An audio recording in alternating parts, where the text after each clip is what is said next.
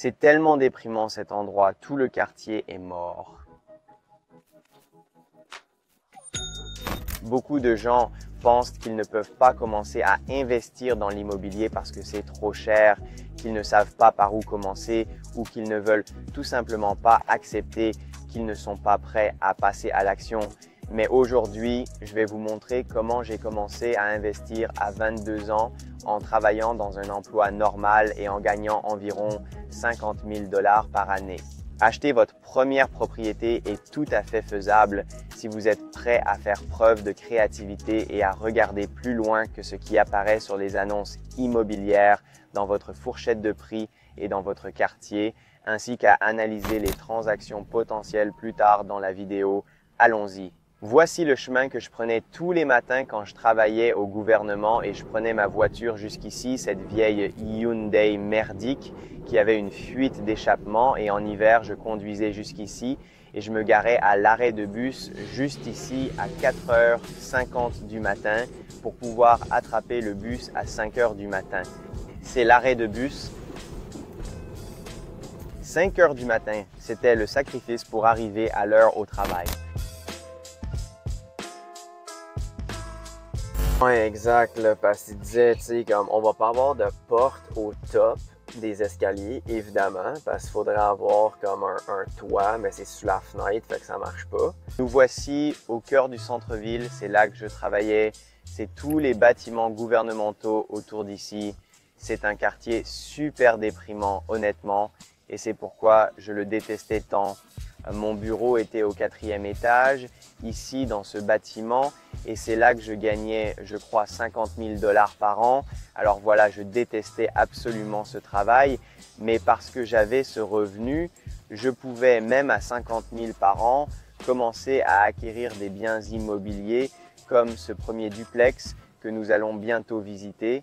C'est assez ridicule la façon dont le système fonctionne.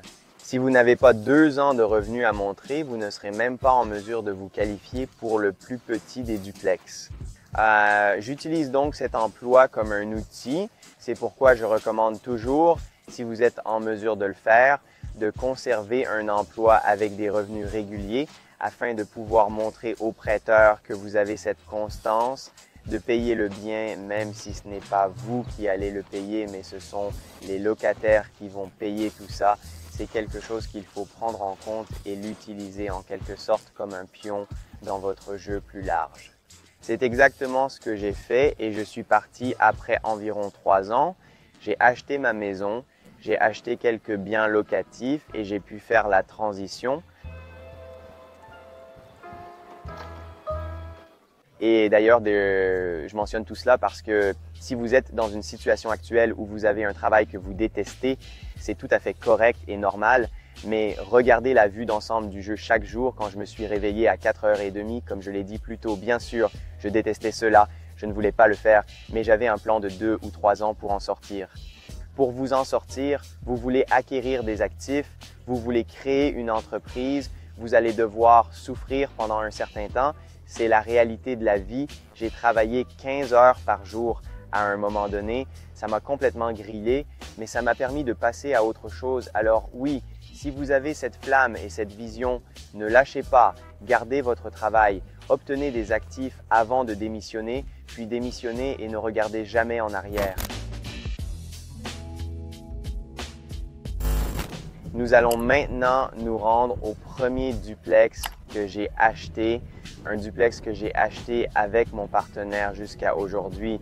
Nous parlerons un peu plus tard dans la vidéo de quelques trucs, mais si vous êtes capable d'avoir un partenaire en qui vous avez confiance, c'est une valeur inestimable à mon avis. Je le connais depuis une quinzaine d'années et nous sommes sur la même longueur d'onde quand il s'agit d'affaires. C'est donc un très bon partenariat. Mais oui, je travaillais au gouvernement quand nous avons visité l'endroit où nous allons maintenant. Il est venu me chercher pendant ma pause déjeuner et nous avons fait une offre pendant cette même pause. Et c'est ainsi que tout a commencé. Très bien, nous sommes devant le premier duplex que nous avons acquis. Je crois que c'était en 2019, il n'y a pas si longtemps, honnêtement. Ce duplex, croyez-le ou non, valait 180 000 $ quand nous l'avons acheté. C'est fou, même à l'époque, c'était le duplex le moins cher vendu cette année-là, mais avec un acompte de 5%, propriétaire occupant, ce que je recommande toujours si vous le pouvez parce que vous pouvez mettre beaucoup moins d'argent dans l'immeuble.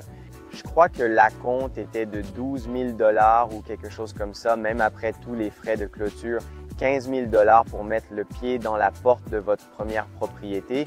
Mais j'entends déjà les gens dans les commentaires dire que ce n'est pas réalisable à Toronto, Vancouver ou même, oui, non, ce n'est plus réalisable. 180 000, mais si vous pouvez commencer avec une mise de fonds de 5%, même si vous essayez de trouver quelque chose qui se situe dans la fourchette des 380 000 $, qu'est-ce que cela veut dire? Si vous êtes dans une de ces villes extrêmement chères, essayez de trouver un partenaire en dehors de la ville, dans une région ou un marché dans lequel vous voulez investir. Mais si vous êtes vraiment motivé pour vous lancer dans l'immobilier, allez sur les forums, il y en a des tonnes.